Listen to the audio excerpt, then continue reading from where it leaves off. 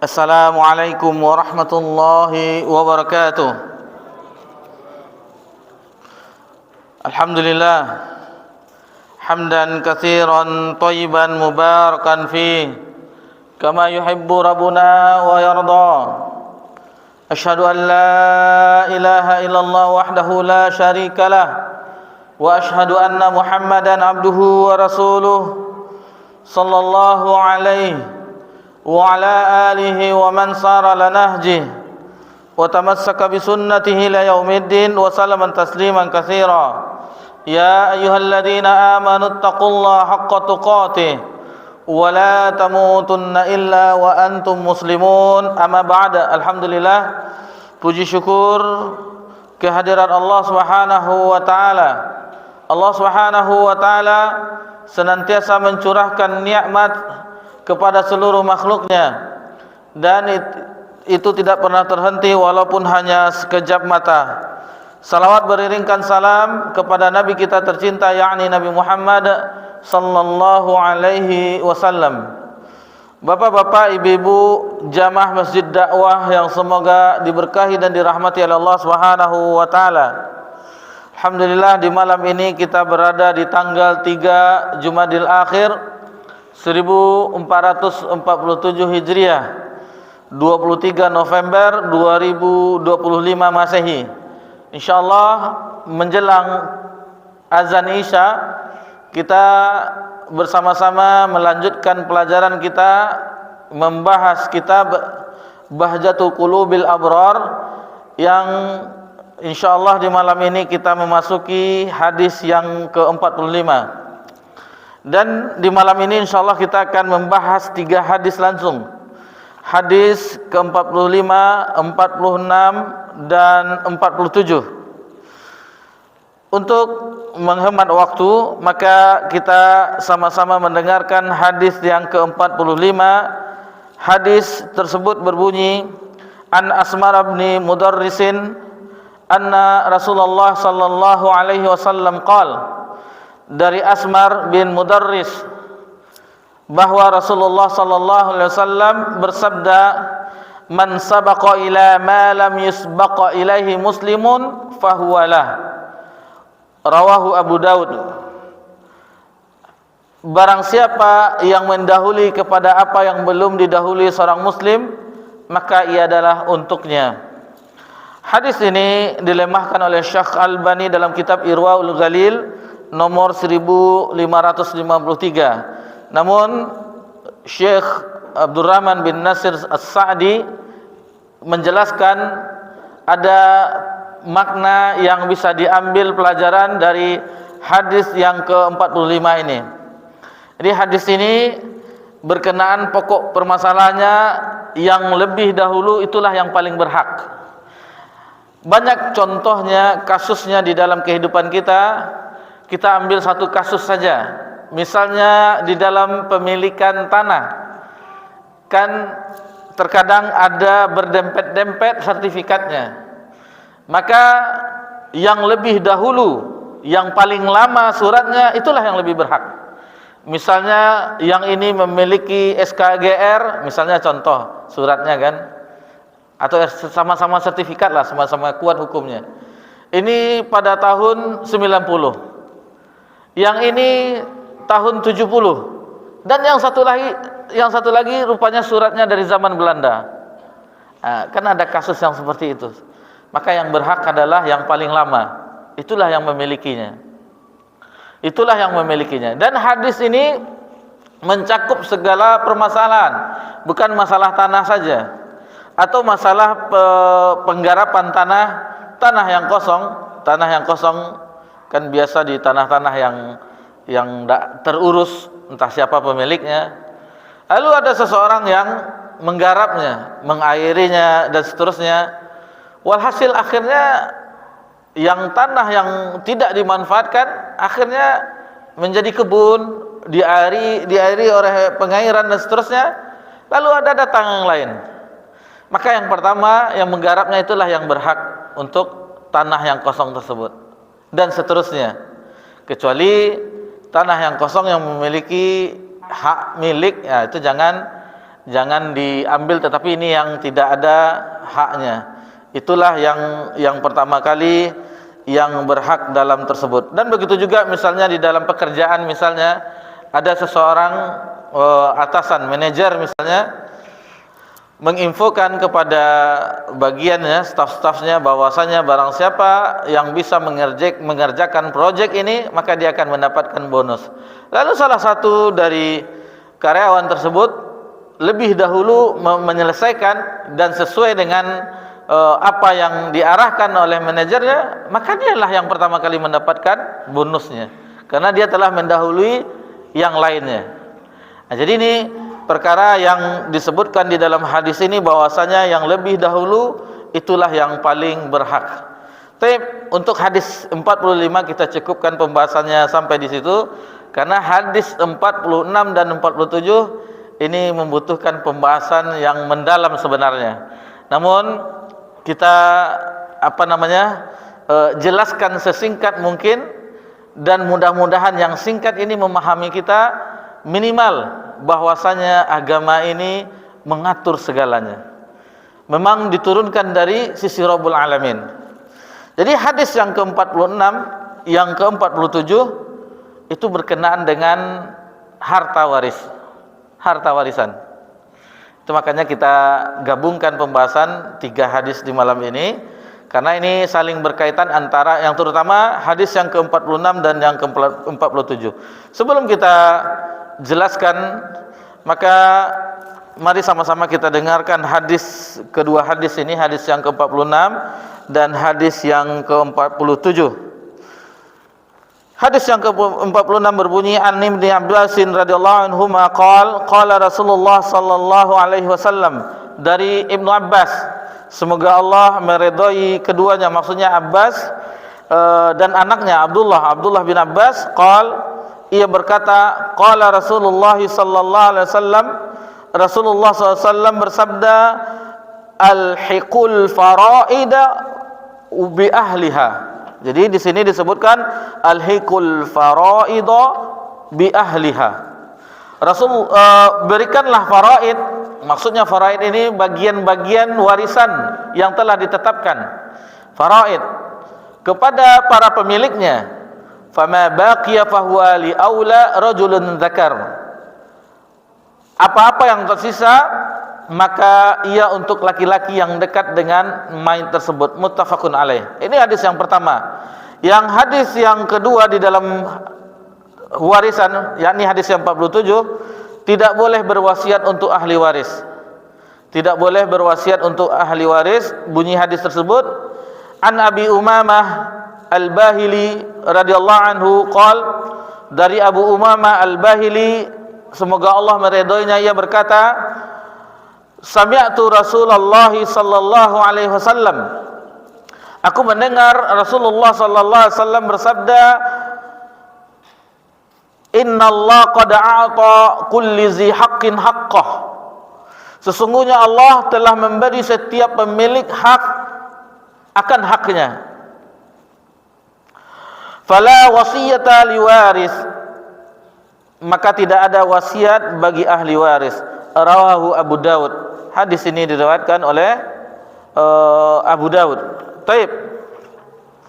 Bapak-bapak, ibu-ibu yang semoga diberkahi dan dirahmati oleh Allah Subhanahu wa taala. Jadi hadis ke-46 itu berkenaan dengan faraid, pembagian harta warisan, dan hadis yang ke-47 tidak boleh berwasiat untuk ahli waris. Harta warisan adalah harta yang ditinggalkan oleh mayat untuk ahli warisnya. Setelah meninggal, langsung semua harta dari jenazah tersebut itu untuk ahli warisnya, tidak ada yang dibawanya, otomatis. Dan yang sangat kita iba, kasihan seseorang yang memperoleh harta dengan cara yang tidak diridhai oleh Allah. Misalnya dia dari cara yang menipu, korupsi dan segala macamnya, ternyata harta itu dicari dengan perihal sesuatu yang dilakukan, yang dilarang oleh Allah, diharamkan oleh Allah, lalu tahu-taunya dia meninggal. Yang usaha dia mengumpulkan harta itu haram, tetapi harta yang diwariskan untuk ahli warisnya itu halal. Bayangkan, harta warisan yang diwariskan itu halal, karena yang bekerja adalah yang telah meninggal. Adapun yang ditinggalkan itu tidak tahu menahu dari mana ia mendapatkannya. Yang jelas setelah si fulan atau si fulana ini wafat, harta warisan untuk ahli warisnya. Kemudian tentang wasiat, ada tentang wasiat, surat wasiat dan seterusnya. Itu tidak diperbolehkan untuk ahli waris. Itu dibolehkan untuk orang lain.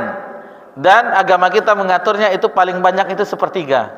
Tidak boleh lebih dari sepertiga. Karena masih ada hak ahli waris untuk mendapatkannya. Dan yang paling utama adalah untuk membayarkan hutang-hutang jenazah tersebut. Misalnya si jenazah ini memiliki hutang lalu memiliki harta yang banyak, hartanya yang ditinggalkan tidak bisa melunasi hutang yang ditinggalkannya, maka ahli waris sebenarnya tidak berkewajiban, tetapi sebagai anak yang soleh, anak yang soleha, anak yang berbakti, tentu akan membantu orang tuanya agar orang tuanya di akhirat itu tidak mendapatkan masalah yang berat. Ini masalah hutang, masalah yang sangat berat sekali. Maka hati-hati, kalau tidak perlu, tidak genting untuk berhutang, jangan berhutang. Karena kasihan orang yang apabila dia wafat, bahkan sebagai syahid pun, orang yang mati syahid itu semua dosanya diampuni kecuali masalah dosanya yang meninggalkan hutang, itu tidak diampuni. Itu akan diproses di akhirat kelak, meskipun dia mati sebagai seorang yang mati syahid. Bapak-bapak, ibu-ibu yang semoga diberkahi dan dirahmati oleh Allah Subhanahu wa taala, kita masuk pembahasan mengenai tentang ahli waris yang Allah atur. Satu-satunya pembagian yang detail di dalam Al-Qur'an adalah tentang faraid, pembagian harta warisan. Yang lainnya itu dijelaskan di dalam hadis Nabi SAW. Contoh, wa aqimus shalah wa atuz zakah. Dirikanlah salat, tunaikanlah zakat. Itu detailnya mulai dari takbiratul ihram sampai salam, itu detailnya di dalam hadis Nabi SAW. Nabi yang menjelaskan, sallu kama ra'aitumuni usalli. Salatlah kamu sebagaimana kamu melihat aku salat. Maksudnya Nabi sekarang sudah wafat, tentunya kita dengan mempelajari apa yang ditinggalkan di hadis-hadis Nabi sallallahu alaihi wasallam yang telah dikumpulkan oleh ulama kita. Begitu juga dengan zakat, bagaimana pembagiannya, 2,5% dan seterusnya, maka diatur di dalam hadis Nabi sallallahu alaihi wasallam. Adapun tentang pembagian harta warisan, itu dibagi di dalam Al-Qur'anul Karim. Lengkap, terkhusus di ayat 11, 12 dan ayat 176 di dalam surah An-Nisa. Ayat ke-11, ayat yang ke-12 dan ayat 176 atau ayat terakhir di dalam surah An-Nisa. Untuk lebih memahaminya, maka mari sama-sama kita dengarkan firman Allah wa ta'ala yang kita mulai dari surah An-Nisa ayat yang ke-7. Dalam surah An-Nisa ayat yang ke-7. Mungkin bapak-bapak, ibu-ibu bisa melihat langsung ayatnya di dalam mushaf. Allah Subhanahu wa taala berfirman di dalam surah An-Nisa ayat yang ke-7, A'udzu billahi minasyaitonir rajim. Lirijali nasibum mimma tarakal walidani wal aqrabuna walin nisa. Jadi untuk laki-laki awalnya lirijalin nasibum mimma tarakal walidani wal aqrabun.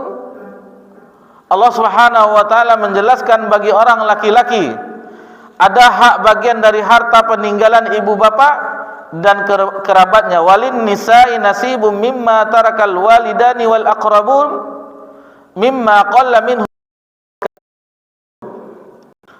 Lalu bagi wanita ada hak bagian pula dari harta peninggalan ibu bapa dan kerabatnya, baik sedikit maupun au katsur maupun banyak. Nasiban mafruḍa, menurut bagian yang telah ditetapkan. Syekh Abdurrahman bin Nasir As-Sa'di di dalam tafsirnya Taisir Karimur Rahman fi tafsir Kalamil Manan menyebutkan tentang ayat ini, menjelaskan dahulu orang-orang Arab pada zaman jahiliyah disebabkan karena sewenang-wenang mereka dan kekejaman mereka. Mereka tidak mewariskan harta mereka kepada orang-orang yang lemah, baik itu dari kaum wanita dan anak-anak. Jadi zaman dahulu, zaman jahiliyah, wanita, anak-anak yang masih anak-anak itu tidak mendapatkan warisan. Namun mereka menetapkan warisan hanya untuk laki-laki yang kuat. Ini sebelum Islam itu diturunkan di masa Nabi sallallahu alaihi wasallam. Hal tersebut menurut mereka adalah karena laki-laki yang kuat itu adalah pelaku peperangan, pembunuhan, perampasan dan pengambilan. Maka Allah, Rabb yang Maha Penyayang lagi Maha Bijaksana, berkehendak membuat satu syariat di mana di dalam syariat itu kaum laki-laki maupun kaum wanitanya adalah sama, dan kaum yang lemah dan sama kaum yang kuat. Dan Allah memulai dengan pendahuluan dalam masalah itu secara global agar jiwa-jiwa manusia mampu menerimanya. Kemudian akhirnya perincian hadir setelah disebutkan secara global yang telah dirindukan kedatangnya oleh jiwa-jiwa tersebut, hingga lenyaplah kondisi yang liar tersebut yang bersumber dari adat istiadat yang buruk. Jadi alhamdulillah dengan datangnya Islam yang dibawa oleh Nabi sallallahu alaihi wasallam, maka kedudukan kaum wanita itu diangkat. Salah satunya dengan mendapatkan harta warisan. Dan memang kalau ibu-ibu wanita muslimah melihat bagaimana agama ini mengangkat derajat kaum wanita. Dahulu di zaman pernikahan, zaman jahiliyah, mereka wanita itu hanya sebagai pemuas nafsu belaka, waliyadzubillah. Misalnya ada beberapa pernikahan yang di zaman jahiliyah itu menghinakan wanita. Yang pertama misalnya seorang laki-laki itu menggauli satu orang wanita, 10 orang laki-laki menggauli satu orang wanita, lalu ketika hamil wanita itu akan memilih di antara 10. Ini menjadi ayahnya, ditunjuknya itu menjadi ayahnya. Ini ayah dari janinnya.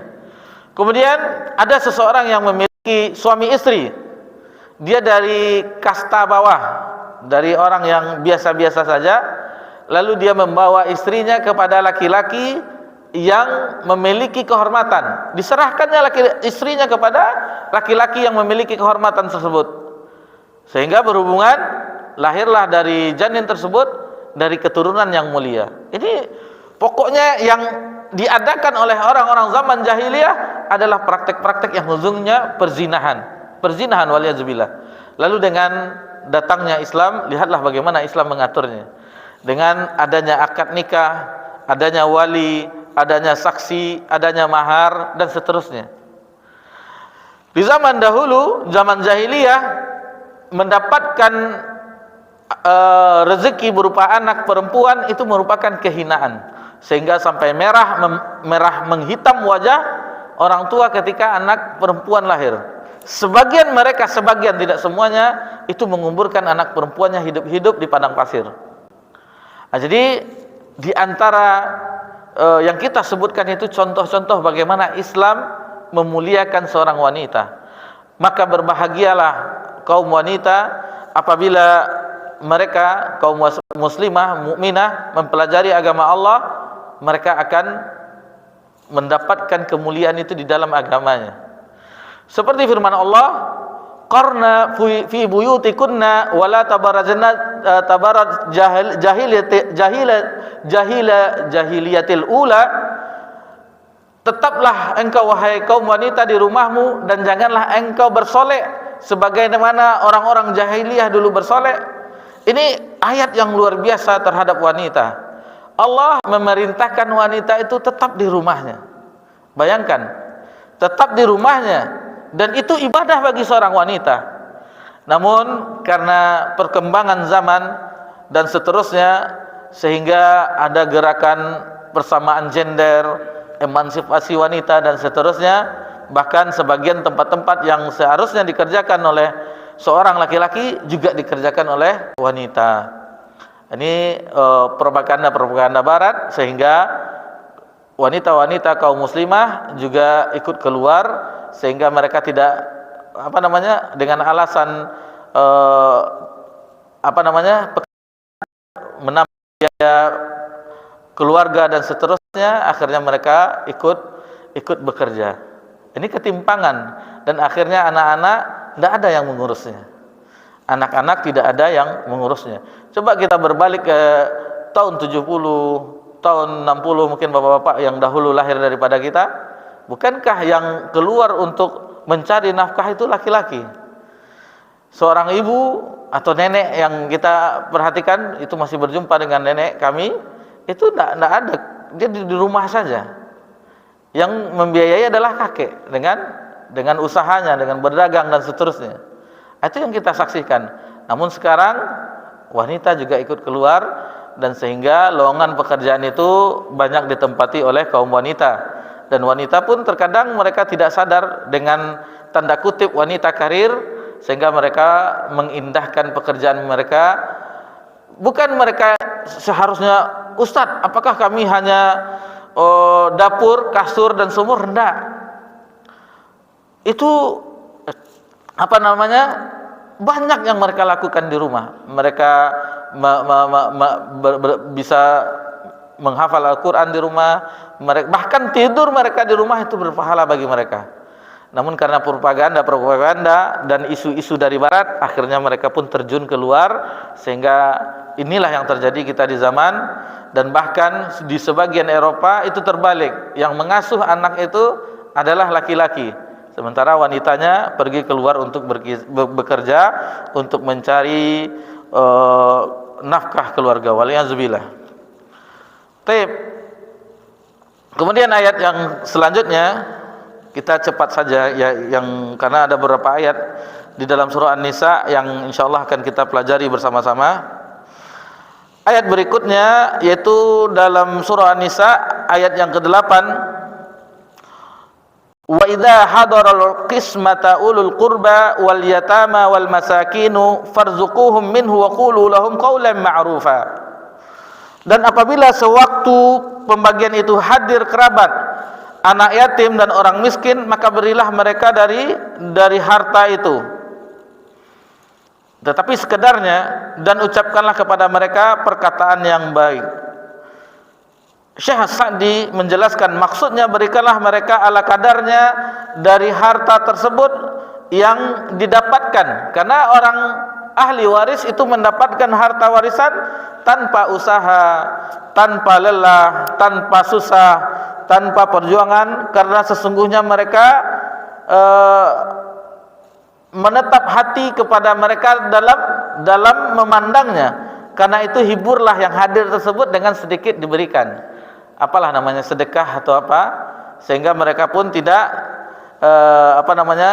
tidak merasakan kekecewaan ketika hadir di dalam pembagian tersebut. Misalnya kerabat yang tidak seharusnya mendapatkan harta warisan dalam pembagian faraid, tetapi untuk sekedar basa-basi, untuk melunakkan atau anak yatim dan seterusnya, maka tidak apa-apa dibagikan kepada mereka. Bayangkan sampai orang yang tidak mendapatkan warisan hadir ketika kita membagi warisan, itu mereka mendapatkan sedikit, istilahnya hanya untuk menyenangkan hati mereka, hanya untuk menyenangkan hati mereka.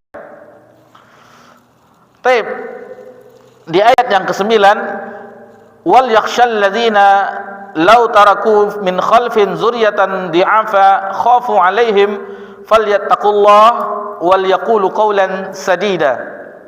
Dan hendaklah takut kepada Allah orang-orang yang seandainya meninggalkan di belakang mereka anak-anak yang lemah, yang mereka khawatir terhadap kesejahteraan mereka. Oleh sebab itu hendaklah mereka bertakwa kepada Allah, dan hendaklah mereka mengucapkan perkataan yang benar. Kita ambil penafsiran dari tafsir Al-Quranul Azim. Al-Hafiz Ibnu Katsir, Imam Ibnu Katsir menyebutkan dari Ali bin Abi Talhah, meriwayatkan dari Ibnu Abbas bahwa kenaan dengan seorang lelaki yang sedang menjelang ajalnya, lalu kedengaran oleh seorang laki-laki bahwa dia mengucapkan suatu wasiat yang menimbulkan mudarat terhadap ahli warisnya.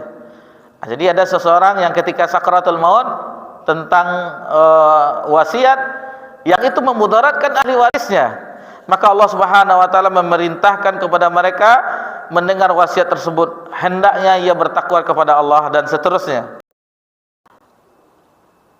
Ada sebuah riwayat dari Sa'ad bin Abi Waqqas ketika Nabi sallallahu alaihi wasallam menjenguknya ketika sakit. Wahai Rasulullah, sesungguhnya aku mempunyai harta, sedangkan tidak ada yang mewarisiku kecuali seorang anak perempuan. Jadi Sa'ad bin Abi Waqqas hanya memiliki seorang anak perempuan. Maka bolehkah aku menyedekahkan 2/3 dari hartaku? Lalu Rasulullah SAW menyebutkan, la, tidak boleh, tidak boleh. Lalu disebutkan oleh Sa'ad, bagaimana kalau dengan separuhnya? Lalu Nabi juga menjawab, la, tidak boleh. Lalu dikatakan kepada Nabi sallallahu alaihi wasallam oleh Sa'ad bin Abi Waqqas, bagaimana dengan sepertiganya? Lalu Nabi sallallahu alaihi wasallam, as-sulus wa sulusul katsir. Jadi sepertiga itu banyak, kata Nabi. Tsumma qala Rasulullah sallallahu alaihi wasallam, innaka antadri warathaka aghniya khairan min anna tazarhum ala yatakafunun nas.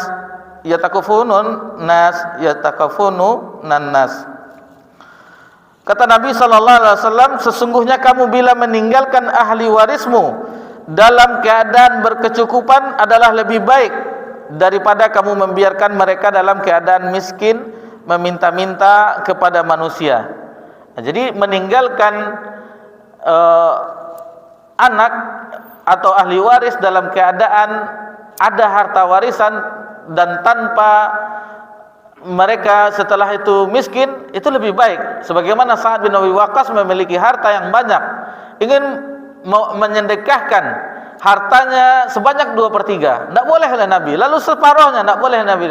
Lalu terakhir as-sulus, sepertiga. Lalu kata Nabi, as-sulusul katsir, sepertiga itu banyak. Lalu Nabi mewasiatkan, seandainya engkau meninggalkan anakmu dalam keadaan mempunyai harta, tidak meminta-minta kepada manusia, itu lebih baik daripada hal yang meminta-minta tadi. Taib. Ini masih masalah tentang harta warisan. Ayat yang ke-10, innal ladzina ya'kuluna amwalal yatama zulman innama ya'kuluna fi butunihim nara wa yaslawna sa'ira. Sesungguhnya orang-orang yang memakan harta anak yatim secara zalim, sebenarnya mereka itu menelan api sepenuh perutnya, dan mereka akan masuk ke dalam api neraka menyala-nyala. Nah, jadi ini mengenai orang-orang yang memakan harta anak yatim. Misalnya contoh kasus orang yang kerabatnya yang mengurus hartanya, dia memiliki ayah yang kaya, karena anak yatim ini belum bisa mengurusnya, lalu diurus oleh kerabatnya. Atau ibunya menikah lagi dengan laki-laki yang lain, misal contoh mendapat janda yang kaya, akhirnya yang laki-laki yang suami ibunya ini memanfaatkan harta warisan itu sekehendak dia. Ini tidak boleh. Berarti dia telah memakan harta anak yatim. Begitu juga yang mengurus misalnya pamannya, lalu seandainya pamannya itu mengambil dengan semena-mena, maka dia telah mengambil harta anak yatim.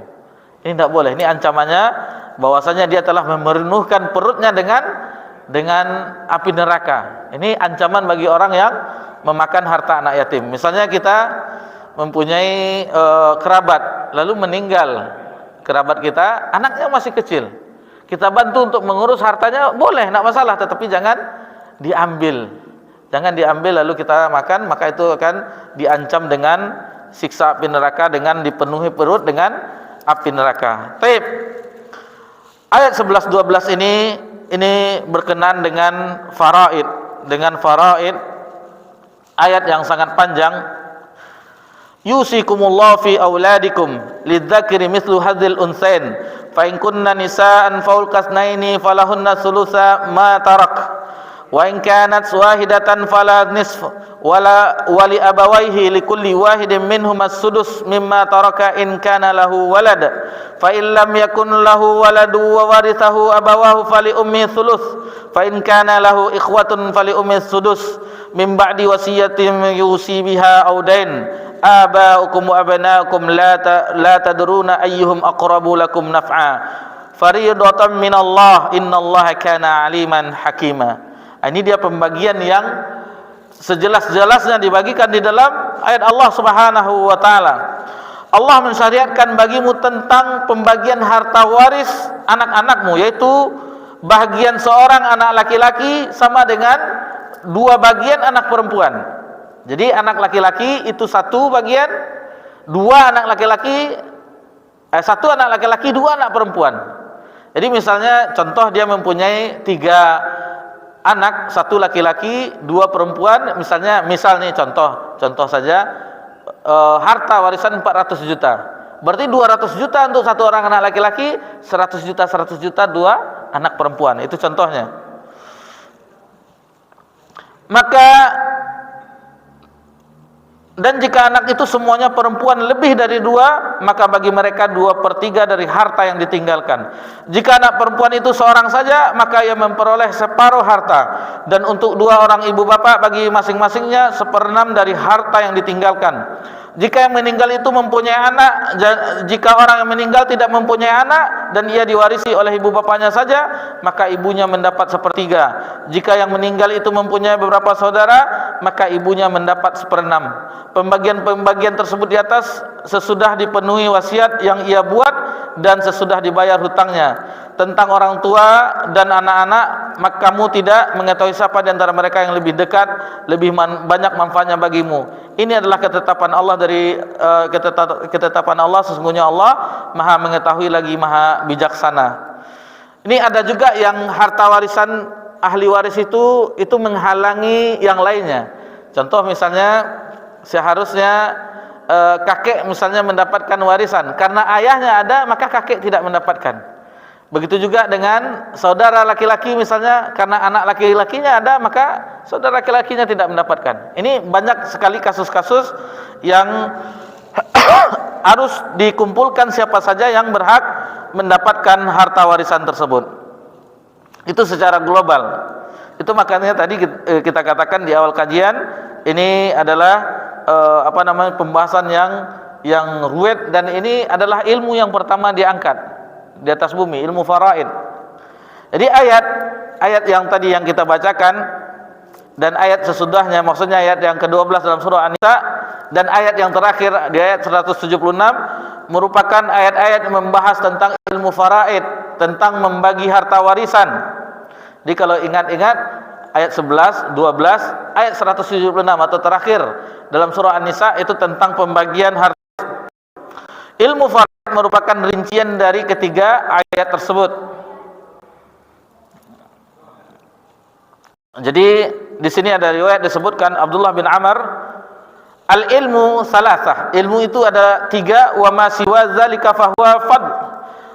Dan yang selain dari 3 itu hanya dinamakan keutamaan. Ayatun muhkamah, ayat yang muhkamah, kemudian sunnatul qaimah, sunnah yang ditegakkan, au faridatan adalah, atau pembagian waris yang adil. Itu yang pokok ilmu. Adapun selain 3 itu adalah keutan.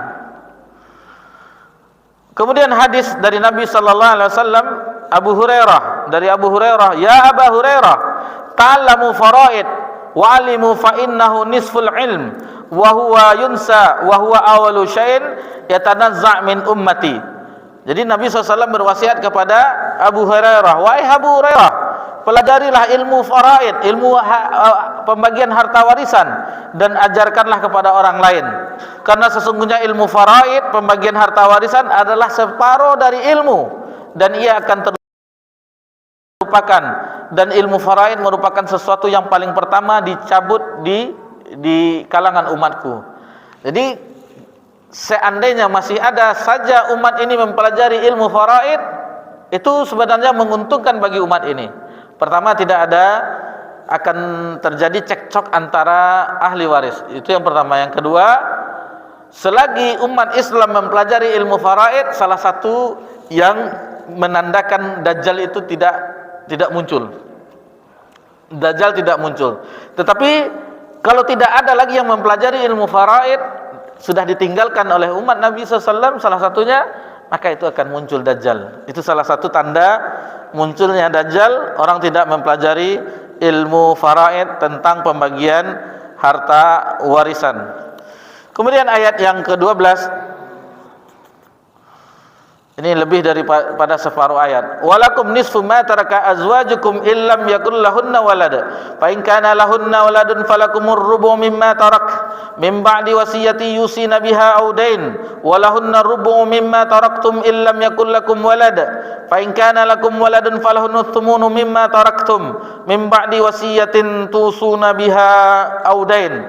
Wa in kana rajulun yurathu kalalatan aw imra'atun wa lahu akhun aw ukhtun falikulli wahidin minhum as-sudus fa in kanu aktsara min dzalika fa huwa syuraka'u fi ats-sulus min ba'di wasiyati yusa biha aw dainin ghaira mudar wasiyatan minallah wallahu alimun halim. Di ayat yang ke-12 ini adapun pembagiannya yang dijelaskan oleh Allah Subhanahu wa taala, bagi suami istri seperdua dari harta yang ditinggalkan oleh istri-istri jika mereka tidak mempunyai anak. Jika istri-istri itu mempunyai anak, maka kamu mendapatkan seperempat dari harta yang ditinggalkannya sesudah dipenuhi wasiat yang mereka buat dan sesudah dibayarkan hutang. Para istri memperoleh seperempat harta yang kamu tinggalkan jika kamu tidak mempunyai anak. Jika kamu mempunyai anak, maka para istri memperoleh 1/8 dari harta yang kamu tinggalkan sesudah dipenuhi wasiat yang kamu buat dan sesudah dibayar hutang-hutangmu. Jika seseorang meninggal, baik laki-laki maupun perempuan, yang tidak meninggalkan ayah dan tidak meninggalkan anak, tetapi mempunyai seorang saudara laki-laki seibu saja atau seorang perempuan seibu saja, maka bagi masing-masing dari kedua jenis saudara itu 1/6 harta. Tetapi jika saudara-saudara seibu itu lebih dari seorang, maka mereka bersekutu dalam yang 1/3 itu sesudah dipenuhi wasiat yang dibuat olehnya sesudah dibayar hutangnya dengan tidak memberi mudarat kepada ahli waris. Allah menetapkan demikian sebagai syariat yang benar-benar dari Allah, dan Allah Maha mengetahui lagi Maha penyantun. Ini tentang kasus suami istri, ada yang mempunyai anak, ada yang tidak, lalu istri mendapatkan bisa 1/4, 1/8-nya. Tentunya kalau di kuliah ilmu mawaris itu disebutkan kasus, misalnya si fulan meninggalkan ini dan seterusnya, itu ada pembagiannya, ada rumus-rumusnya.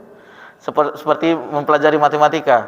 Oh, ternyata ini mendapatkan sekian dari hartanya, mendapatkan sekian dari hartanya, mendapatkan sekian dari hartanya. Kita sengaja membawakan ini supaya ternyata Allah lengkap menjelaskan pembagian harta waris itu di dalam firman-Nya. Di dalam surah An-Nisa ayat 11, 12 dan ayat yang terakhir dalam surah An-Nisa.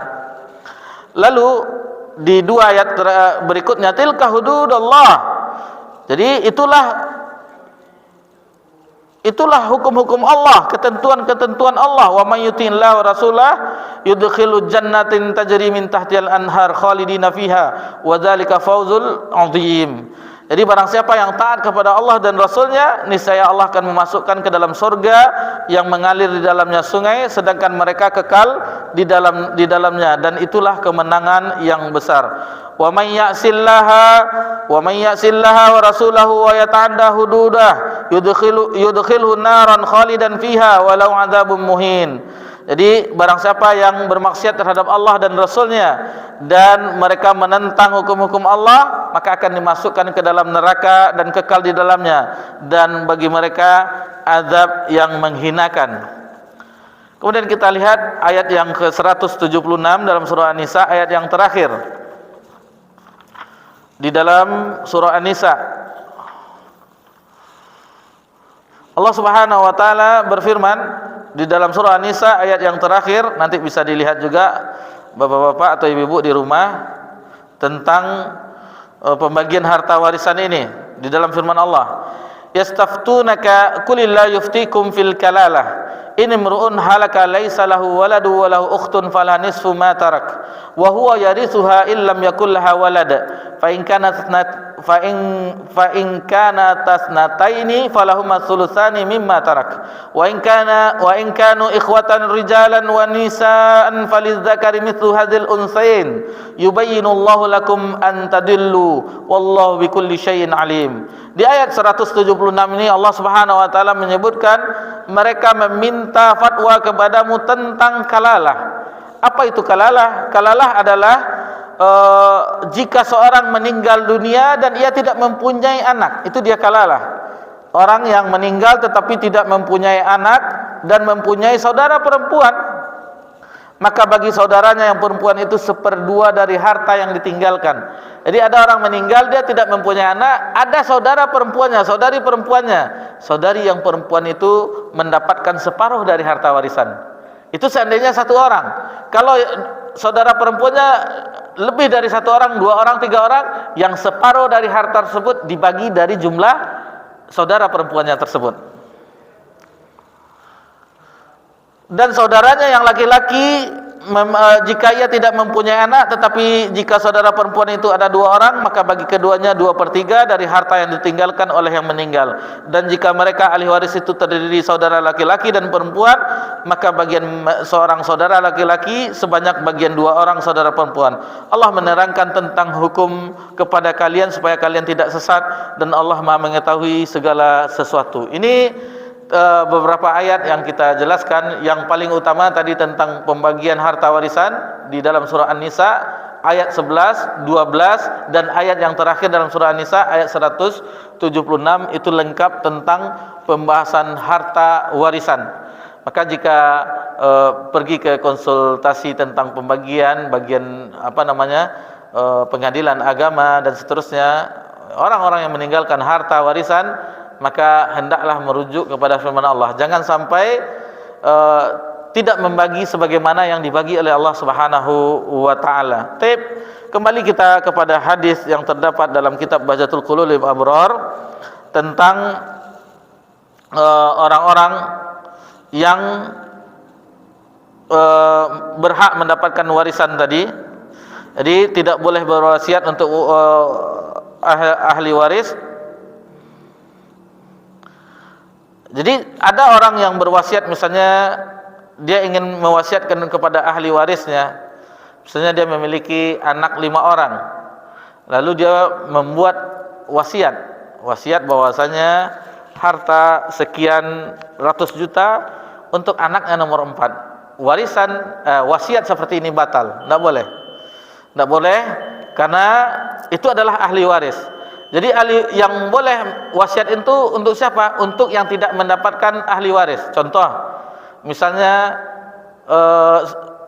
1/4 dari harta yang saya tinggalkan, kata orang yang meninggal, itu untuk pembangunan pesantren ini misalnya, atau pembangunan masjid ini, atau untuk panti asuhan ini. Itu boleh.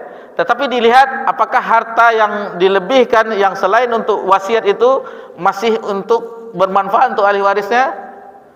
Seandainya ahli warisnya masih mendapatkan harta warisan dari wasiatnya tersebut, kemudian lunas hutang-hutangnya, itu tidak mengapa. Tetapi kalau tidak, maka wasiat tersebut juga batal, karena ahli waris yang berhak, dan sebelumnya lagi yaitu melunasi hutang-hutangnya. Jadi terkadang dia meninggalkan harta warisan, anak-anaknya atau yang berhak menerima ahli waris berebut harta, tidak tahu dia bahwasanya ayahnya memiliki hutang yang banyak. Ini musibah. Kita capek-capek telah mengumpulkan harta, anak bertengkar dengan harta warisan, dan hutang kita tidak dibayarkan. Ini sudah bertumpuk-tumpuk penderitaan bagi orang yang mengejar dunia dengan cara yang berletih-letih. Tahu-taunya meninggal, yang mendapatkan kesenangan adalah ahli warisnya. Itu makanya ada istilah di zaman sekarang, kita ini adalah perintis, bukan pewaris katanya. Jadi orang perintis itu bersusah-susah payah. Berbeda dengan orang pewaris yang senang-senang setelah orang tuanya meninggal, dia mendapatkan harta warisan, tinggal ongkang-ongkang kaki mendapatkan harta yang banyak. Berbeda dengan orang yang perintis, tentunya berjuang untuk bisa menghidupi keluarganya, dan mudah-mudahan Allah Subhanahu wa taala memberikan kita keimanan, kekuatan bahwasanya agama ini begitu indahnya, luas pembahasannya sampai hal perasaan, harta warisan, wasiat, dan orang yang menghadiri ketika pembagian wasiat pun mendapatkan menjaga perasaan betul-betul dari sisi Rabbul Alamin, sehingga tidak terjadi pertengkaran, dan memang Allah Subhanahu wa taala menegakkan keadilan di dalam syariat yang mulia ini. Ini sedikit yang bisa kita pahami, yang kita bisa pelajari. Mohon maaf karena ini sungguh untuk pemahaman yang dalam, sementara kita tadi menjelaskan dengan cepat karena waktu yang begitu singkat antara maghrib dan isya. Itu kalau anak kuliah ilmu waris itu 1 semester 16 kali pertemuan. Kalau kita berapa? 16 menit. Tapi mudah-mudahan yang penting kita dapat pahamnya Bapak-bapak, Ibu-ibu.